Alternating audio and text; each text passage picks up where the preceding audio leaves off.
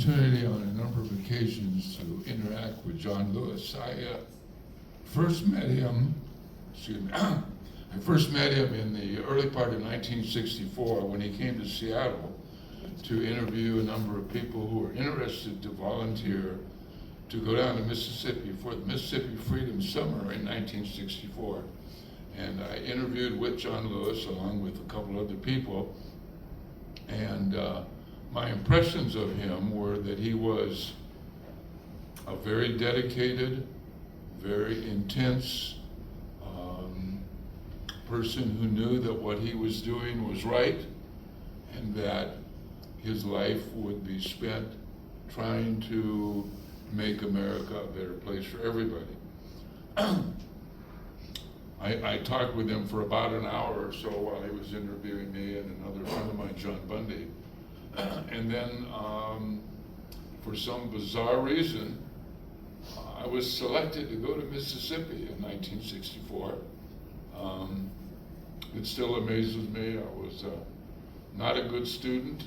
I had no history of activism. I was a white kid from Seattle, Washington, who had literally no friends of color. I grew up basically in an all-white kind of situation. But I went to Oxford, Ohio for a training session of a week to learn about Mississippi, learn about nonviolence, learn about what was going on in Mississippi. And the night that I got there, on June 21st, 1964, word came out that 3 civil rights workers were missing, had not reported in, and it was assumed by the civil rights community that they were dead. In fact, they were. Cheney, Schwerner, and Goodman were killed on the night of June 21st, 1964. A lot of the volunteers who were at the training session in Ohio went home at that point. We were being taught hypothetically that our lives would be in danger, that we would be beaten, we would be possibly killed, and then here was stark realization that in fact that was going to happen. I was assigned to Meridian, Mississippi, but in the week that I was in Ohio, I had an opportunity again to interact with John Lewis. Since he had met me in Seattle, at least he knew who I was, as opposed to any of the other 300 or so volunteers to go to Mississippi, and so I had a chance to talk with him some more and watch him in action as he was instructing me and other volunteers about how to do nonviolence, how to act when you were engaged with hostile white gangs or the Klan or whatever. I went to Meridian, Mississippi, and I taught in the Freedom School in Meridian, Mississippi. I was teaching black history to black kids that had never had any teaching of black history.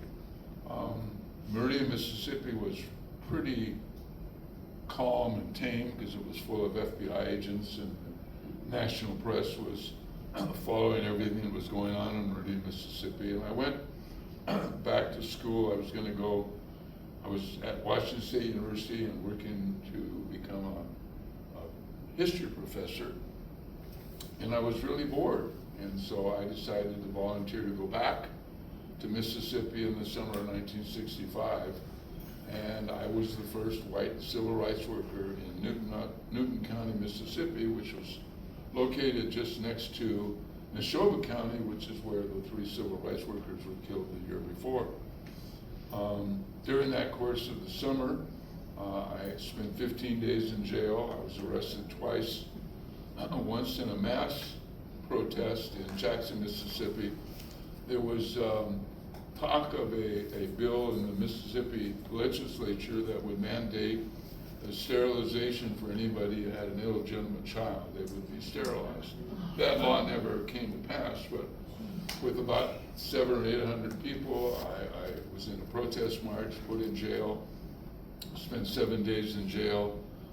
Eventually, the Federal Circuit Court in New Orleans ruled that if the federal judge in Mississippi ruled that the law was unconstitutional, they would agree with him, and if he ruled the law was constitutional, they overturned it. So got out of jail, went over to Newton County, and George Smith, the black man that I worked with in Mississippi, had a house that he had gotten, and we went out every day and went along the dusty roads and talked to people about voter registration and what was involved in trying to register.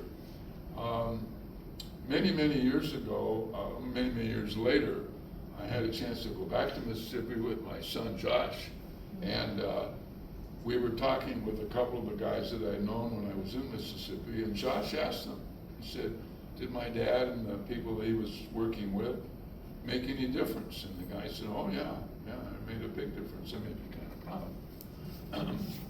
And then I went to jail a second time for 8 days in Newton County for contributing to the delinquency of a 12-year-old girl. I'm not Donald Trump. It was a trumped-up charge, and after 8 days, I got out of jail. George got out right away, and I ended up going into the white side of the Newton County jail, and I was the only white person in the jail for most of the time I was there. And I have to tell you one story. This is probably a little off from John Lewis, but one day I was in jail, one of the days I was in jail, and this very large Mississippi State Patrolman came to talk with me while I was in jail. And he was talking about how all the people coming down from the north were a bunch of long-haired hippies and dirty and smelly and da-da-da-da-da. And my voice, my mind sometimes doesn't connect with my brain very well. And I said to him, that's no worse than being obese. He didn't know what obese was. You said something about me, boy? And I realized I better shut up. So, oh yeah, we should watch more and we should be whatever. So I had an amazing time. I think that it made some difference. And I met John Lewis a couple times in the course of my activities in the South, and the impression, like I say, that I got of him was that he was intensely dedicated to the idea that America needs to change, needs to be made better, and that you have to put your body and soul and your mind and your heart into efforts to make that change. And that's what we're doing here. We're not standing out on the freeway and getting arrested yet, but we're trying to call attention to what's going on in this country. And when I do a protest with Indivisible or whatever I'm doing in activities, I feel like at least I'm giving it a try. And that's all we can do, I guess. My son told me that I should mention to you that while I was in Mississippi in 1964, I had the incredible opportunity to drive Martin Luther King around in a car. And one of the highlights of my life. So I've been kind of protesting all my life. I was 22 when I went to Mississippi, and I've been protesting ever since. And I think that it's the way that anybody who has a conscience and has a desire to live in a country that's a great country that has opportunity for everybody, you have to be able to put your body and your mind into doing what's right and letting other people know that they need to do the same thing. I was at the protest down by Home Depot a couple weeks ago, and it was a work day, so cars are coming by. And I thought, all these people are driving by, and some are honking and waving, and some are, one guy even went like this as he went by. But a police officer came by and honked, so it wasn't a bad deal. And I think to myself, these people are driving by, they're seeing us stand there with our signs and waving and clapping, and they're not aware that our country is being taken away from us. And we need to get out, and we need to energize more people so that the next meeting like this has twice as many people. And the meeting after that has triple the number of people. Yep. And when you go to a demonstration on a Friday evening or excuse me, whenever it's planned, that the number of people in the audience and the crowd are getting bigger and bigger and bigger, more vocal, more outraged. So when we think about John Lewis, my mom would always tell stories about Selma, and she'd wander all the way around, and she'd come back to what she said. So I start back with John Lewis. I think we have to keep John Lewis in mind, and